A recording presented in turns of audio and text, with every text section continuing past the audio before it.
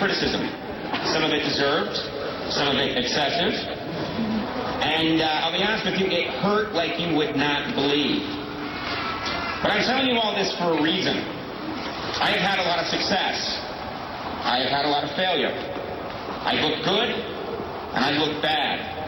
I've been praised, and I've been criticized. But my mistakes have been necessary. You wrote this incredible commencement speech at Harvard for year 2000. And I want to sort of tell the story of what happened to you after you left Harvard through the prism of this speech, because it was a wonderful life template, I think, for anyone who is considering life after college. You said, you see, kids, after graduating in May, I moved to Los Angeles. I got a 3-week contract at a small cable show. I got a $380 a month apartment, a terrible dump. I bought an Opel car. He said it was a car that Isuzu. The Isuzu made something called the Opel, which... They only manufactured for a year because they found out technically it's not a car. No, it was, I don't know what it was. It was a hairbrush more than it was a car. Terrible car. But you go and work on a show for a year, and you must be thinking, I'm a Harvard graduate, I've got on a show, life is beautiful. I'd love to pretend that's what I thought, but I never feel that way. Anyone who knows me will tell you, I never think, we're in good shape now. I've never done that. But yes, I got that job, and then, as I said in the speech, my writing partner at the time and I lost that job, and then a lot of series of misadventures and highs and lows. At one stage, you're sent to the Santa Monica branch of Wilson's House of Suede and Leather. Yeah. And you're sitting there thinking, how did a Harvard graduate end up here? Yeah. Though I had those thoughts many times, where you are, and Los Angeles is a very, when you don't have a job in Los Angeles, there's something about it that's more profoundly depressing than maybe not having a job other places. Well, because all around you are success stories. Yes. Billboards. Yes. Everything. The whole machinery of the city is geared to achievement and success, not failure. Right. I mean, when it's great, it's the best place to be in the world. When it goes wrong, it's the most lonely place on earth, isn't it? Also, in this town, when you walk on a sidewalk, you're perceived as a failure. And so what happens is if you walk, you're perceived as a failure. Exactly. So I just was, you can walk on 3 blocks in this town, and people will pass you who know you and say, "That's too bad. What happened to Conan?" I guess it's not like New York or any other city in that way. You just so yeah, that was there's lots of intense kind of despair. You then get a big break, Saturday Night Live. I believe this gentleman has something to say. Well, I just completed your course. I never dreamed I could be this handsome. Thanks, Lank. You're handsome. Give that man a round of applause.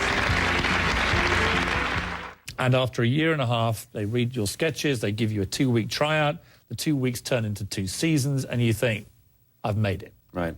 I'm an SNL superstar. And you get so cocky, you think, I'm going to go and write my own TV show. And off you go. Original sitcom.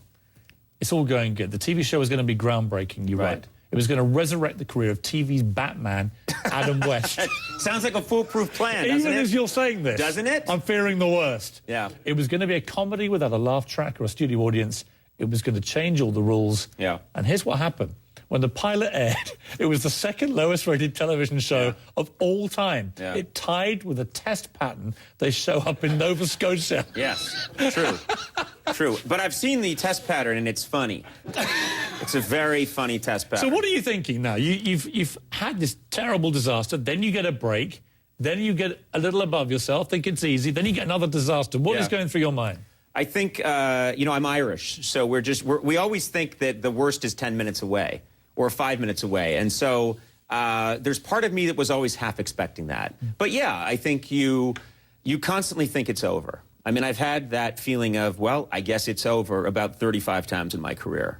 And one of them was just 5 minutes ago. I mean, is it the kind of career, it always strikes me as odd, that it's the kind of career comedy that attracts a lot of quite neurotic, insecure people. Yeah. It's almost like the worst thing they should be going in for, because that pressure, like I said earlier, to make people laugh is like nothing on earth. I've done after dinner speaking. Right. And when a joke doesn't work and there's a terrible reaction, it feels awful. Yeah. It's like I can feel the sinew of my body starting to compress. Yeah. I don't know how you guys do this. Well, first of all, I've never experienced what you're talking about. Every joke has worked. There are 35,000 of them, and they've all gone brilliantly. You know, what's interesting is that for me, I'm one of those people that comedy is the release. Comedy is the doing comedy, although it can be scary and difficult. I find more agony in other things. Do you know what I mean? If someone asked me to make them a sandwich, I would have more fear revolving around making that sandwich and insecurity than I would about doing comedy. So comedy, in a strange way, is the escape. Is there an art to comedy? People that have worked with you tell me that you have an incredible instinct for what is going to be funny. What I don't know is whether the instinct is what makes you laugh or your instinct is what you think will make an audience laugh. Which is it? I don't think about, I just try and think about what I would like. What you would personally find funny. What I would personally find funny. I don't know how to do it the other way. You make slight adjustments over the years. You learn this kind of thing probably wouldn't work for these reasons. But to me, there's a very strong, comedy and music are very close together. And it's why musicians are always fascinated with comedy and want to be comedians, and comedians all want to be musicians, myself included. There's something about just having an ear for it. And the people I really like have a comedy ear. They have a sense, they have a sixth sense about what might work. And they go with that rather than trying to extrapolate what's the audience really going to like. Your comedy ear took you to the chance to audition for the host of a new late-night show, obviously the biggest break of your career. You debuted on September the 13th, 1993. You said, I was really, really happy with our effort. I felt I'd seized the moment. I put my very best foot forward. This is still the commencement speech. Yeah. And that was when the most respected and widely read television critic, Tom Shales, wrote in the Washington Post, quotes, O'Brien is a living collage of annoying, nervous habits. He giggles and jiggles about. He fiddles with his cuffs. He has dark and beady little eyes like a rabbit. He's one of the whitest white men ever. O'Brien is a switch on the guest who won't leave. He's the host who should never have come. Let the Late Show with Conan O'Brien become the Late Late Show, and may the host return to whence he came. Yes, and then you say, there's more, but he gets kind of mean. Yes, yeah. You get absolutely buried by the number one critic. That was the nice part, yeah. And when you read that, what did you feel? I think a kind of weird elation. No, I always respond inappropriately. You know, at the time, it's devastating, you know, to who can read something like that and not be devastated. I've never thought about my eyes the same way again. They are rat and beady-like. They are quite beady-like. Thank you. I'm having them completely redone soon. They're going to be twice the size. It's a very rare operation you can get. I'll talk about it later. But I remember, you know, at the time there was an intense amount of criticism, and you think about it, replacing David Letterman at the height of his abilities, and I always said it was sort of like one of the greatest baseball players ever, Ted Williams, departing the field. You haven't got to tell me about replacing TV legends. Exactly, right. But like, you know, someone like Ted Williams leaving the field after a brilliant career and everybody going crazy and cheering, and then them saying, don't worry, his replacement's here, Chip Whitley. And a guy like me running out, hey, Chip Whitley here. Don't worry about Ted Williams. I'm going to catch up real soon. And then, you know, striking out right away. You can imagine what the reaction would be.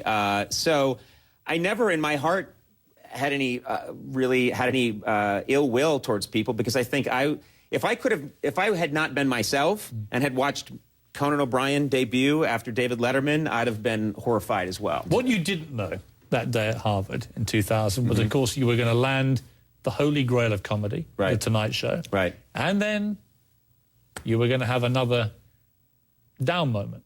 Oh, yeah. And in a way, you know, I say I'm going to go on to have more, you know, bigger failures. I wrote that thinking, not really. Let's take a break, because I want to hang on the big moment, whatever you want to call it. Let's find out what you really think. Okay. If you get hit by a softball, I don't get softball. It's softball, but the ball is not soft at all. And if it hits you... This is a Seinfeld routine. This is incredible. That was great. That was observational comedy. I'm going to get you in a comedy club tomorrow. You should do 10 minutes on this. It's really fun.